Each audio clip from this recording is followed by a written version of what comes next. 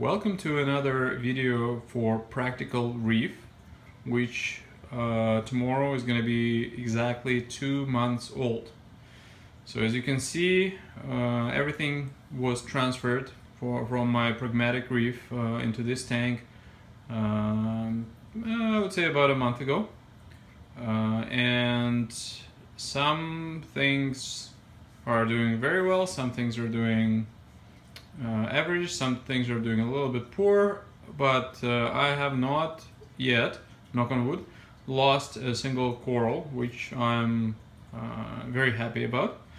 I must say that some of the coral color is not as good as it was in my main tank, but this is exactly what I've expected, and I'm managing that.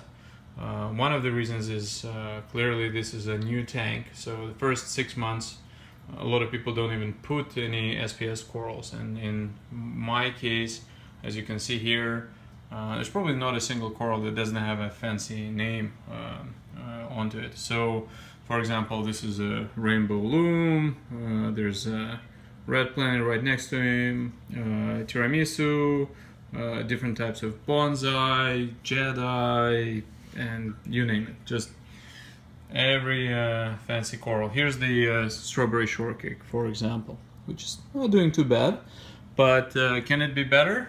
Yes. And what my main goal for this tank is right now is just not to lose any corals and establish a baseline for consuming alkalinity, calcium, set all other parameters and make sure that nothing is bleaching.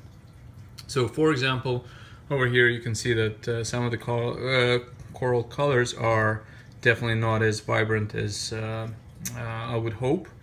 But again, I have not been giving this tank a lot of light. I've been a little bit conservative on that front.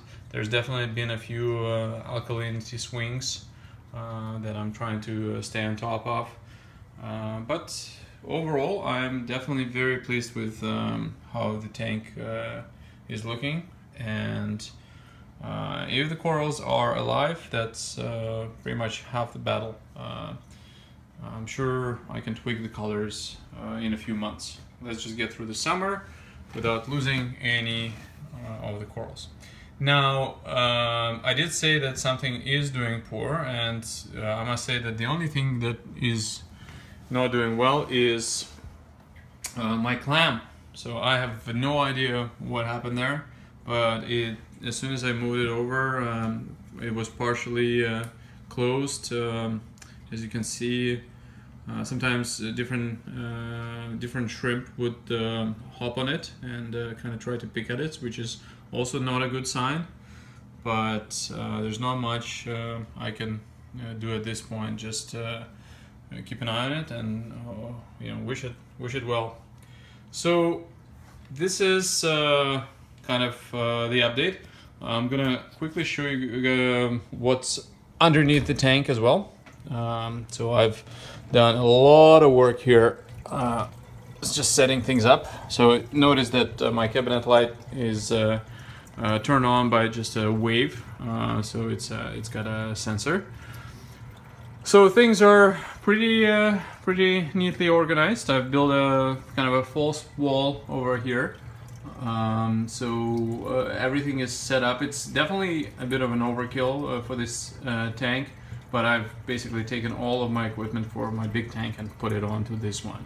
So as you can see, there's a dozer, there is an apex controller that I'm currently having a few issues with.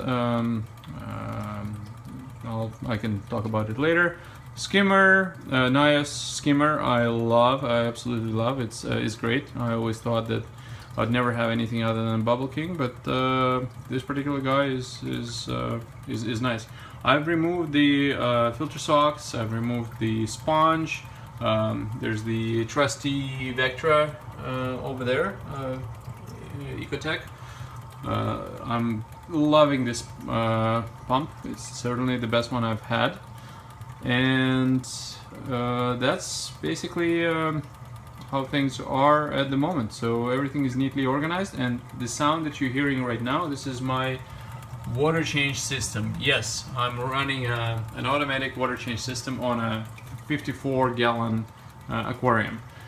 It is definitely an overkill, and I don't think I would do that. I would spend this kind of money if I was starting from scratch, but I had it set up on my big tank, and I've just moved it over and couldn't be happier. So it keeps the parameters stable. So one of the tricks that I think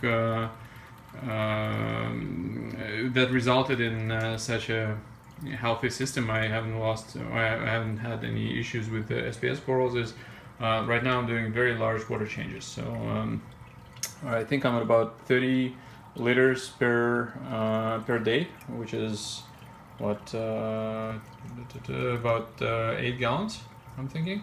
So definitely very large water changes. I don't intend to do them for much longer, but for now I am doing it. So that's where we're at. Next time I will talk a little bit about fish, but for now I just want to say thank you for watching the tank, for all your comments, and for wishing the tank well. I appreciate it. One of the things I'm really happy about this tank is my little anemone island. I'm so stoked with the fact of keeping an anemone in the such a small SPS dominated aquarium. So once again, I want to thank you for watching, and hopefully a month from now it's going to be another positive video. Cheers, guys.